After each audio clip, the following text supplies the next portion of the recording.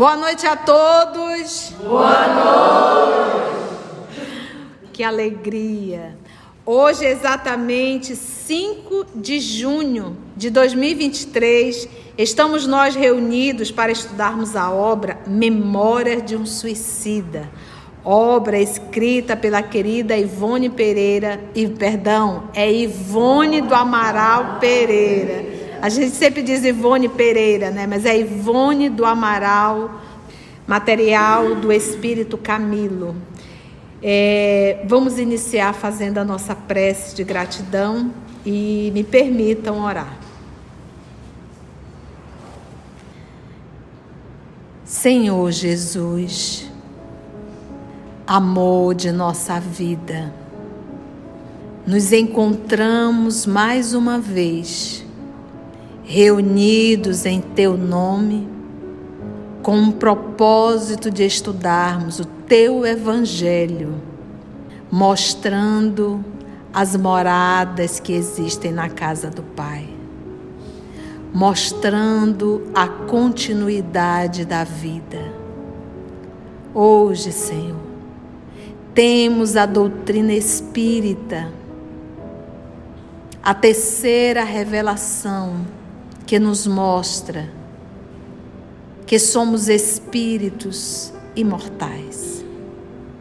Não existe fim, existe sim a continuidade e a realidade da própria consciência. Iniciamos o estudo do Memórias de um Suicida. E sabemos, Senhor,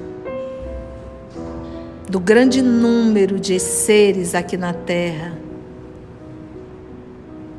que realizaram o suicídio ou que pensam no suicídio. O nosso propósito como estudantes dessa doutrina, e em particular essa obra, juntos nos esclarecer e podermos levar esse esclarecimento para tantos e tantos corações. Não existe fim, existe continuidade. O suicídio é uma ilusão, não é uma realidade. Que os bons espíritos nessa noite, que são responsáveis por esse estudo, possam mais uma vez em Teu nome, nos inspirar e nos conduzir. Porque todos nós aqui estamos em Teu nome, Senhor. Que assim seja. Ok. Vamos rever rapidamente a introdução da obra? Então, olha só. Semana passada, nós estamos ainda na introdução, mas vamos dar uma ticada novamente nessa introdução de forma en passant. Página 9. Então, vamos voltar aqui na página 7. A primeira coisa na página 7, ela vai falar o quê? Ela diz que voluntariamente acorriam as reuniões do antigo Centro Espírita de Lavras, em Minas Gerais, na cidade do mesmo nome, no extremo sul do estado de Minas Gerais, e de cuja diretoria fiz parte durante algum tempo. Ele diz: refiro-me a Leon Denis, esse que esteve, que acompanhou, que ajudou todo o trabalho da senhora Ivone. Então, se a gente pegar Leon Denis, o Leon Denis ele foi conterrâneo de Kardec. Foi conterrâneo do professor Allan Kardec, se tornou espírita e se tornou palestrante espírita, estudante, palestrante e divulgador do espiritismo. Ele junto com Camille Flammarion e junto com Delane. Então vamos lá ver aqui, olha. O Leon Denis, ele desencarnou, ele nasceu em 1846. Então você vê bem jovem. 1846, a primeira obra espírita foi 1857. Então ele era bem jovem, né? Mas quando se encontrou com o espiritismo, e ele desencarnou em 1927. Então em 1927 ele estava desencarnando e a dona Ivone nasceu em 1900. Então ela foi ter o contato com Leon Denis não na infância, já na fase dela adulta, bem adulta. Esse contato com o senhor Leon Denis, tá bom? Ele realizava congressos internacionais, tá, gente?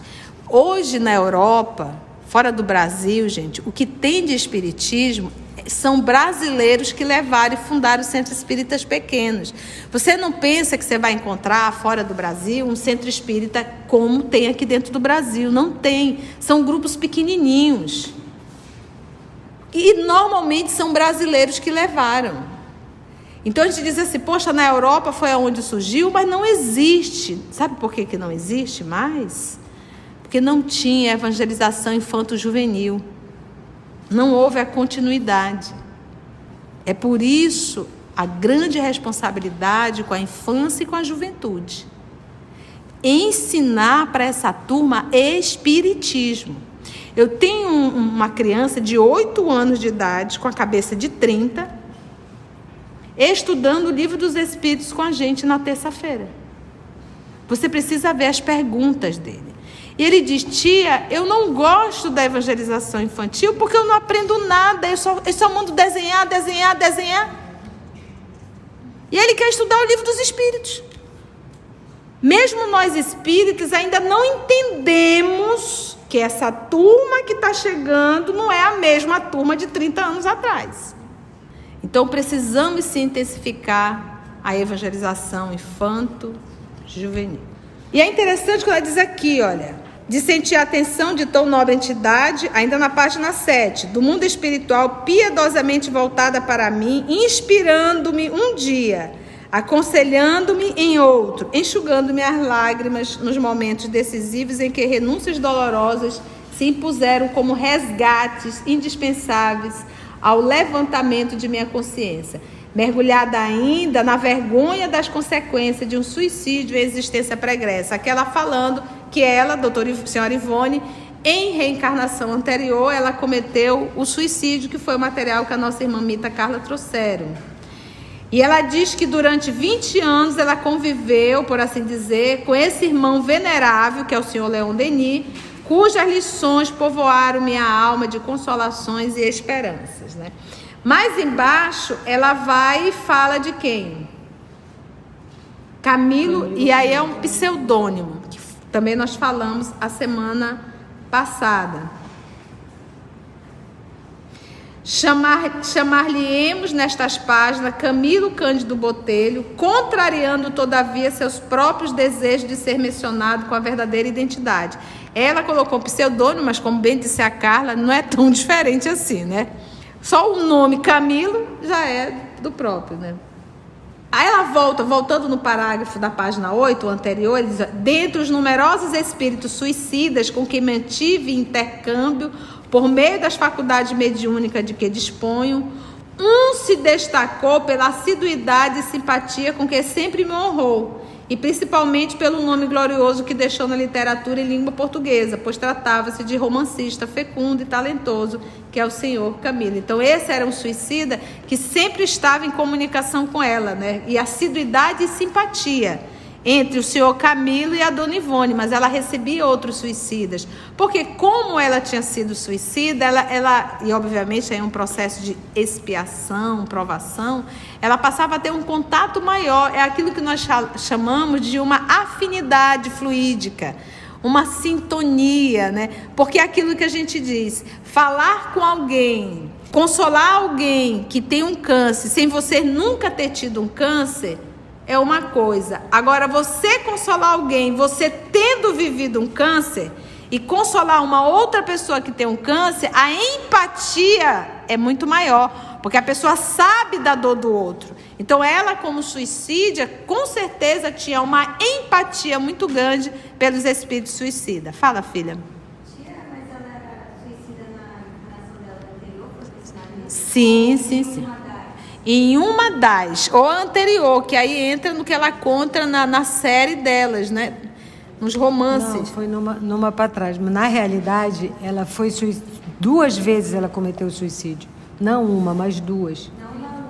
Não na última. Na trilogia, é.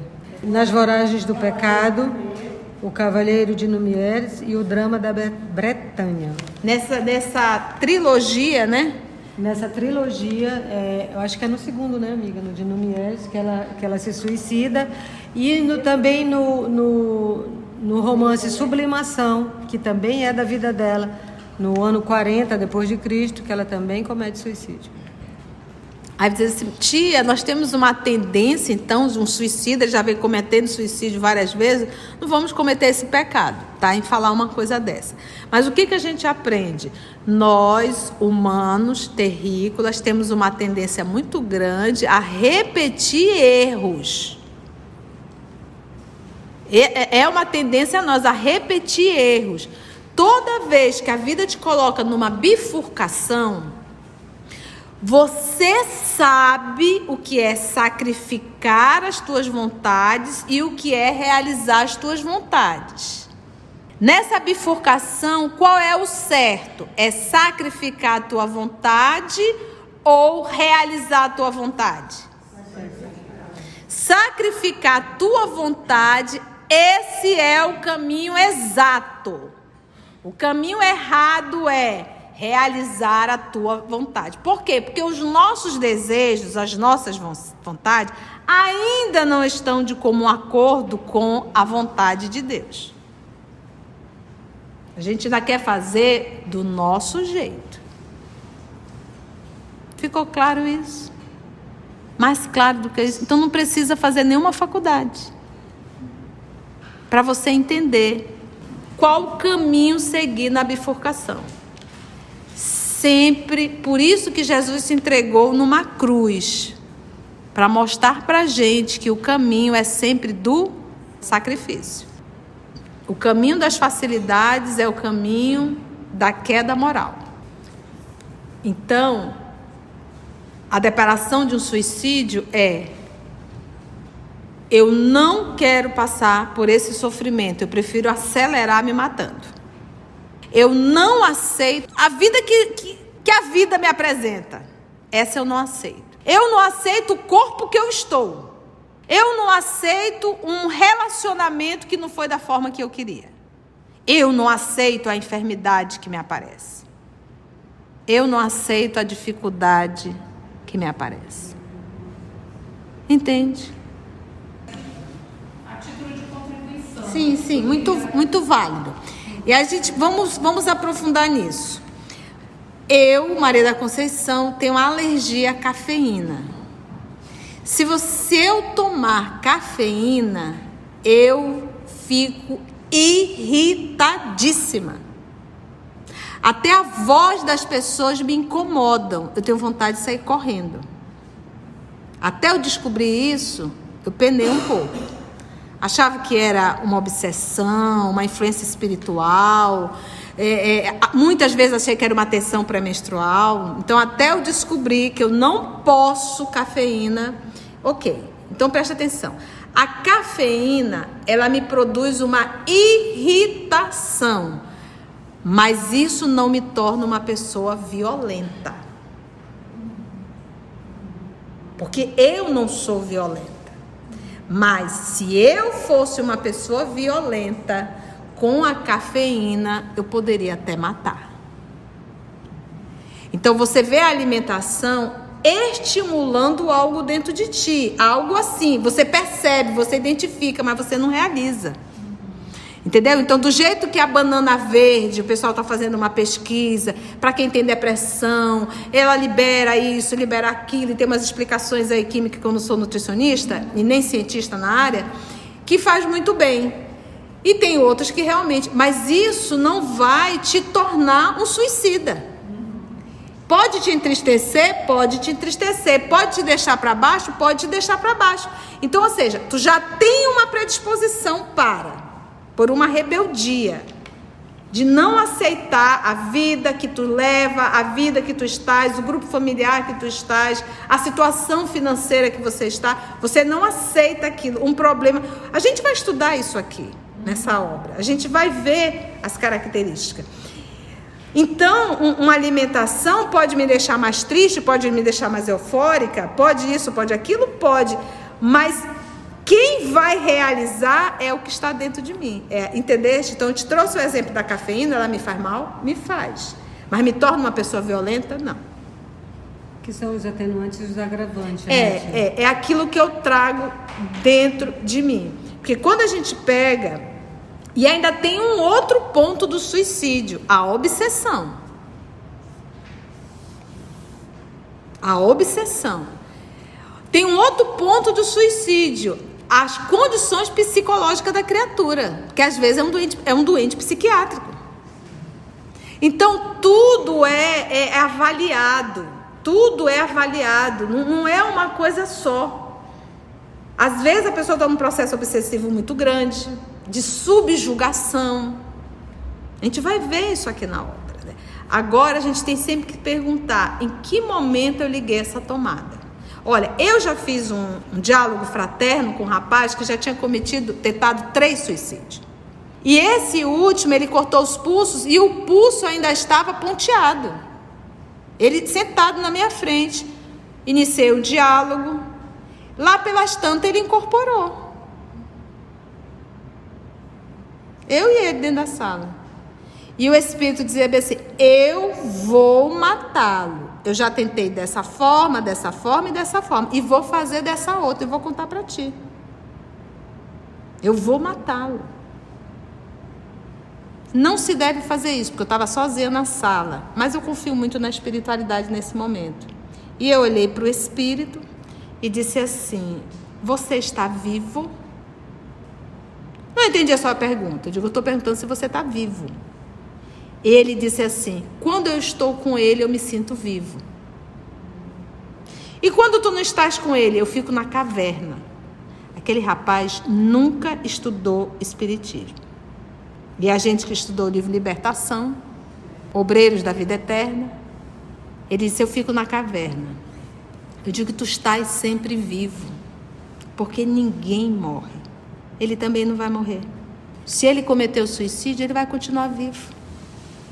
Por que tu estás insistindo nisso? Aí ele olhou para mim assim, queria mesmo era te matar nesse momento. Mas ele estava assim, ó, com os braços atados. E ele dizia, mas uma força me segura. Mas o que aconteceu? Meus irmãos, a nossa armadura de proteção é o bem. É a tua reforma moral. Não tem outra armadura. É tudo que Jesus nos ensinou. Conduta moral é tudo. Essa é a nossa armadura contra o mal.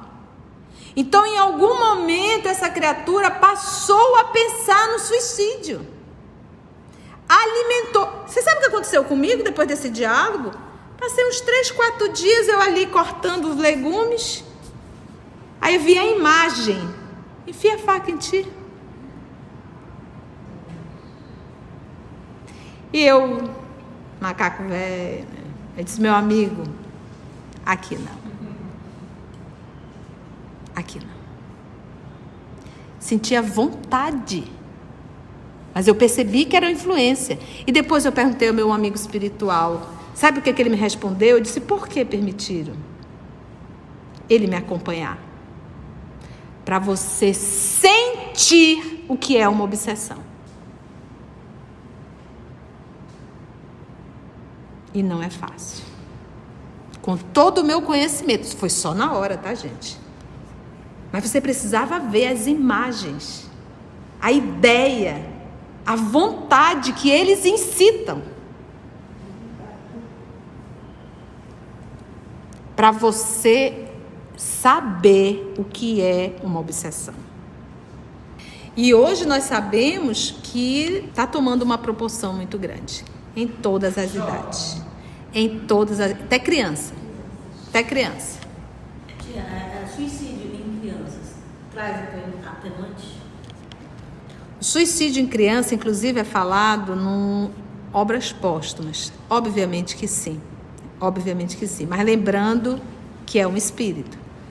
Aí tem que avaliar se era um processo obsessivo, se existia problema psiquiátrico, a relação dos pais com isso, porque os pais vão espiar, porque dói muito nos pais, um filho que cometeu suicídio.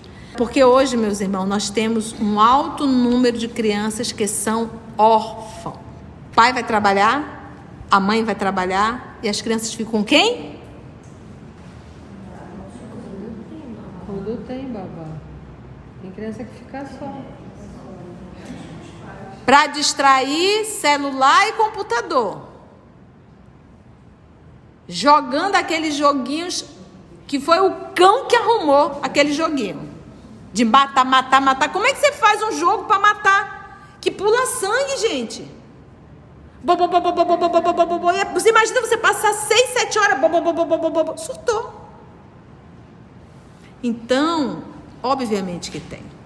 Tudo, gente, é avaliado a intenção. Porque tem pessoas que se matam para agredir o outro. Você imagina aqueles casos que nós acompanhamos de noivo ou noiva, e a gente vê um na revista espírita. O que ele fez, o noivo, que a noiva terminou?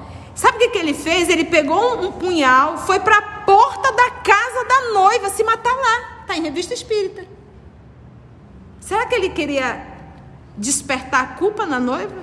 Qual era a intenção dele? Então, tudo é avaliado o quê? A intenção. Tem casos de você ir se matar na frente da pessoa. Planejar tudo. Tamanho ódio com a outra pessoa, que é como dizer, eu quero que tu carregue essa culpa pro resto da tua vida.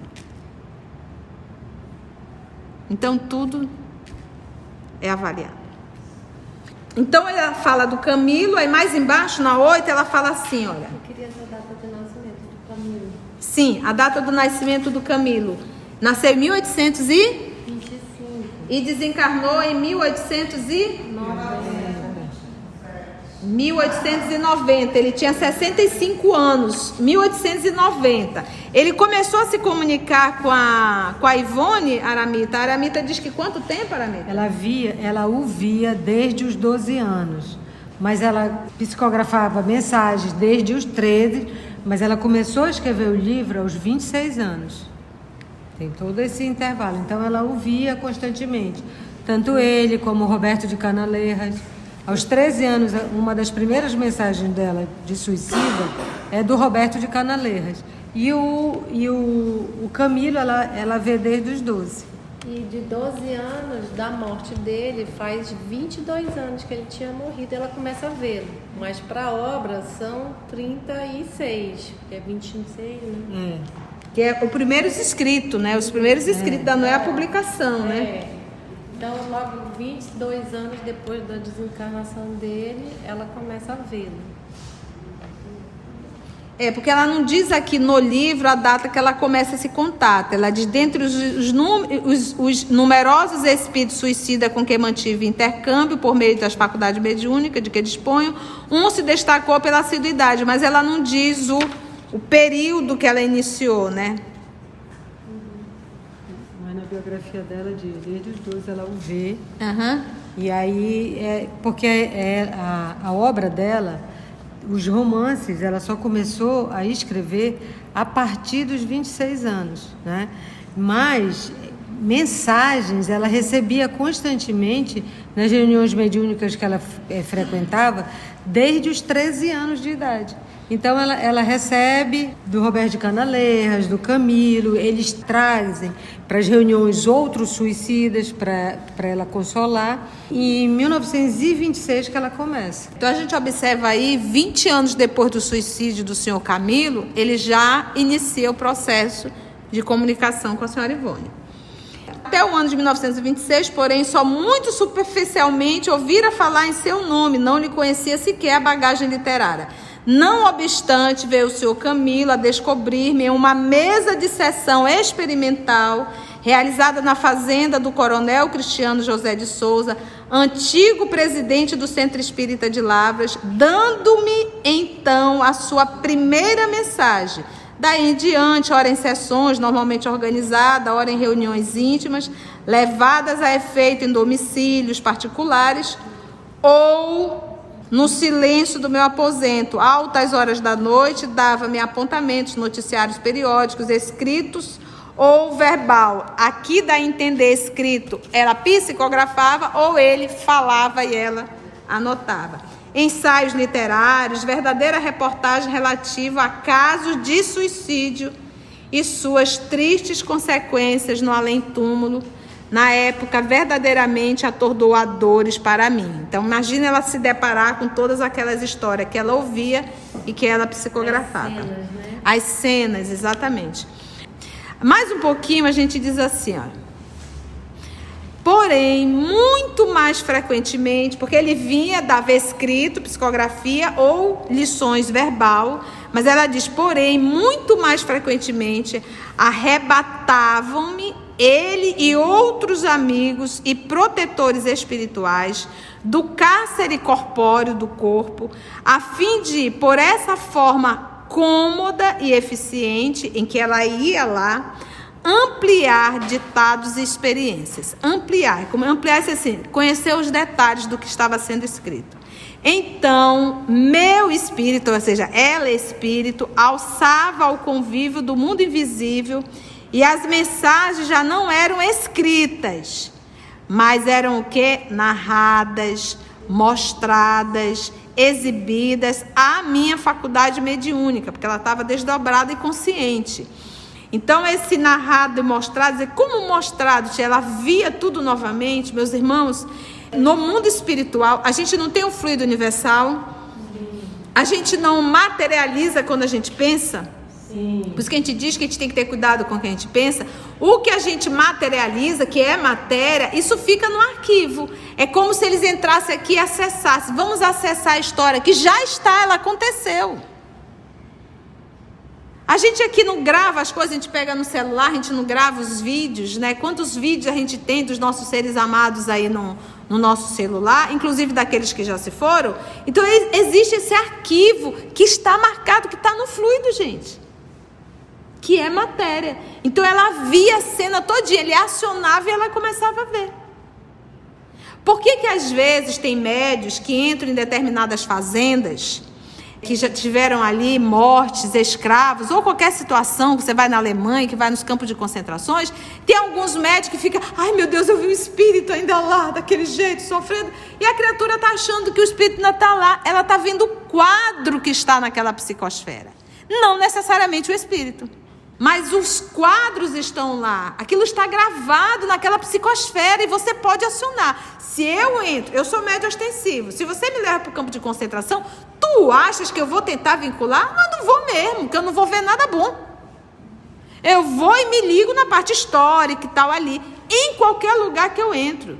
Eu viajo, quando eu fui a Minas, a gente visitou várias fazendas de escravos. Aí eu digo, não, meu filho, quem procura acha. Eu vou na parte mesmo direto, eu não fico tentando vincular, porque quem cutuca acha. Se eu sou médio ostensivo, se eu sei que eu tenho essa facilidade, por que eu vou estar cutucando nisso? Não vou. Então é uma questão de sintonia. Isso não quer dizer que os escravos ainda estão lá amarrados, sendo chicoteados, não. São imagens que estão gravadas naquele ambiente. Ficou claro isso? Essa colega está contando uma história que uma prima foi até o Coliseu e ali no Coliseu ela ouvia gritos. E depois ela ficou com febre. Aí nós temos 2 pontos. Primeiro, que eu acho que é o mais provável, lembranças dela mesma. Daí ter acionado, inclusive, a febre emocional. Entendeste? Imagina você se deparar, quando você sente um perfume de alguém que você tem um carinho muito grande, o que acontece? Você sente o perfume e traz todas as lembranças, boas ou ruins. Então, pode ter acionado dentro dela e ela lembrava e recordava assim. Isso pode ter acontecido. Eu acho muito mais provável do que imaginar que ainda tem espírito lá gritando. Entende? Porque tem isso, quando você viaja, quando você adentra em alguns lugares, tu pode acionar coisas dentro de ti. Agora, o que a gente tem que fazer quando aciona? Primeira coisa é entender que pode estar dentro de ti, aquilo ali, e você não se desesperar com isso, saber lidar, tratar. Porque os ambientes, eles estão impregnados com a história. Daí temos o médio da psicometria. O médio da psicometria, ele pega um objeto e nesse objeto está impregnada a vibração de quem usou. Essa é a psicometria. E a Ivone tinha, inclusive, a faculdade da psicometria, né? Então, se fica em objeto, fica em qualquer objeto. Então, você imagina um objeto de tortura, está impregnado de quê? De dores. Se eu sei disso, tu acha que eu vou ficar cutucando isso? Eu não vou. Eu entro num ambiente desse orando. É assim que eu entro. Eu entro nesses ambientes orando, pedindo que a espiritualidade amiga possa envolver, caso tenha ainda algum coração vinculado ali. Então é esse o trabalho que nós temos que fazer. E não ficar cutucando, e aí a gente se enrola e depois não sabe fazer o que fazer com o que a gente está sentindo, tá bom? Então ela aqui, então ela ia para o mundo espiritual, então meu espírito alçava ao convívio do mundo invisível e as mensagens já não eram escritas, mas narradas, mostradas, exibidas à minha faculdade mediúnica para quê? Ao despertar, ela fazia isso durante o sono, ok? Maior facilidade eu encontrasse para compreender aquele que, por mercê inestimável do céu, me pudesse auxiliar a descrevê-las, pois eu não era escritora para fazê-lo por mim mesma.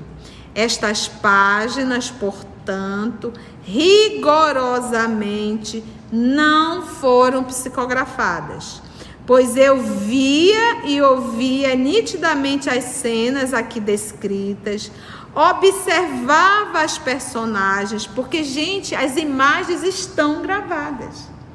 Então imagina aquela cena que você não quer ver mais aquilo, de tão vergonhoso que foi, e você ter que olhar para essa cena todinha assim, ó, na frente de um público. Entendeu? Porque não tem como. Não tem como. Tá gravado. Tudo fica gravado. Não foram psicografados, pois eu via e ouvia nitidamente as cenas aqui descritas. Observava as personagens, os locais, com clareza e certeza absolutas. Como se os visitasse e a tudo estivesse presente. Ela se vê, a cena estava acontecendo, ela ali, ó, no meio da cena. Pensa. Como se os visitasse e a tudo estivesse presente, e não como se apenas obtivesse notícias por meio de simples narrativa. Então ela não ouviu o Camilo contar, ela viu. Se descreviam uma personagem ou alguma paisagem, a configuração do exposto se definia imediatamente. Então, quando ele falava ou contava, ela já acionava a mente, porque ela tinha visto tudo à noite. Ficava fácil para ela escrever. A proporção que a palavra fulgurante de Camilo ou a onda vibratória do seu pensamento as criavam, foi mesmo por essa forma. Olha só como ela diz, como é que ela escreveu. O que acontecia? Ela não ia à noite e via tudo? Tá. Olha só, aí ela diz aqui, ó, se descreviam uma personagem ou alguma paisagem, a configuração do exposto se definia logo o que? Imediatamente. A proporção que a palavra fulgurante de Camilo, ou seja, lembra que ela disse que ela escutava? Ou a onda vibratória do seu pensamento, aqui era de pensamento a pensamento, as criavam, foi mesmo por essa forma essencialmente poética, maravilhosa, que obtive a longa série de ensaios literários fornecidos pelos habitantes do invisível. E até agora mantidos no segredo das gavetas. E não psicograficamente. Então não foi uma psicografia. Ela ia à noite, via tudo, voltava pela manhã, o nosso querido Camilo a intuía, como ela bem diz aqui, ou ela ouvia e escrevia, e ela tinha facilidade de escrever, porque ela conseguia ir vendo as imagens, ela tinha como escrever, porque o que a gente tem que entender, gente, pensamento não é vocabulário. Vocabulário é revertir o pensamento. E o nosso Camilo transmitia para ela pensamento, e era ela que iria revertir com vocabulário. Por isso que os espíritos têm preferências.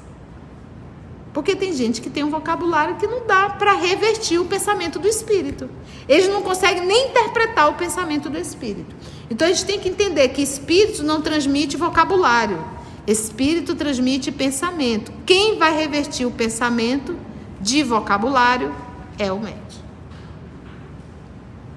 E ele diz, até agora mantidos no segredo das gavetas e não psicograficamente. Da psicografia, os espíritos que me assistiam apenas se utilizavam para os serviços de receituário. Então, ou seja, quando ela ia dar receita, porque ela tinha o amparo do Dr. Bezerra de Menezes, nesse momento era psicografia. E ela aqui diz, olha, da psicografia, os espíritos me assistiam apenas se utilizavam para os serviços de receituário e pequenas mensagens instrutivas referentes ao ambiente em que trabalhávamos. E posso mesmo dizer que foi graças a esse estranho convívio com os espíritos que me advieram as únicas horas de felicidade e alegria que desfrutei neste mundo, como a resistência para os testemunhos que fui chamada a apresentar à frente da grande lei. Você coloca aqui, a gente percebe que aqui nesse momento, o sofrimento que Ivone carregava dentro dela. Ela disse que o momento de alegria dela era a convivência com os espíritos. O que a gente entende, gente? As almas nobres, pegar aí uma irmã Dulce, uma Madre Teresa, um Francisco Cândido Xavier. Porque o que acontece? A gente vincula muito a felicidade à ausência de problemas. A gente vincula a felicidade à ausência de doenças. Essas almas nobres, não. Porque a felicidade para eles é servir a Jesus. Você tá entendendo? Eles estão nesse nível. A felicidade para eles é servir Jesus. Isso planifica essas almas. Porque servindo a Jesus, eles se sentem com Cristo. Quando é que nós estamos com Cristo? Quando nós estamos em posse do amor desinteressado. Por isso é que Jesus diz, quando fizestes a um desses pequeninos, ele não está se referindo só às crianças, é a qualquer pequenino da alma. É a mim que tu estás fazendo, né? Muito bem, gente. Olha, o nosso tempo já se foi. Mas eu achei necessário a gente voltar um pouco na introdução para a gente ficar assim mais familiarizada com Camilo, com a Ivone e com a forma que essa obra chegou. Para a gente entender melhor, tá bom? E o tempo de Camilo. Por quê? Porque um suicídio, a pessoa chega no mundo espiritual, leva décadas para se reestruturar novamente, até aguardar uma nova encarnação. O suicídio, ele prolonga muito mais o sofrimento. Uma vez eu atendi uma jovem que hoje sabemos que é realmente uma doença psiquiátrica, mas ela dizia assim para mim, tia, eu a encontrei caminhando na rua, um calor, Manaus, gente, Manaus é quente, não é brincadeira, e eu estava num parque caminhando, e de repente, quando eu olhei aquela criatura de capuz, casaco, e quando eu olhei, ela veio e disse, oi tia, e me abraçou, aí olhou assim e disse assim, eu tô aqui escondida para eles não me acharem. Eu só abracei ela, aí ela disse assim, tia, ainda penso em suicídio. Mas minha filha, espírita a vida inteira, porque ela cresceu na infância e na juventude. Eu a conheço da época da juventude. E demoraram para entender que ela era uma doente psiquiátrica. Não era obsessão. E aí ela disse assim, eu digo, minha filha, você já estudou Memórias, porque ela leu Memória de um Suicida. Você leu Memória de um Suicida? Pois é, tia, é para lá que eu quero ir para o Vale do Suicida. Mas é uma doente psiquiátrica.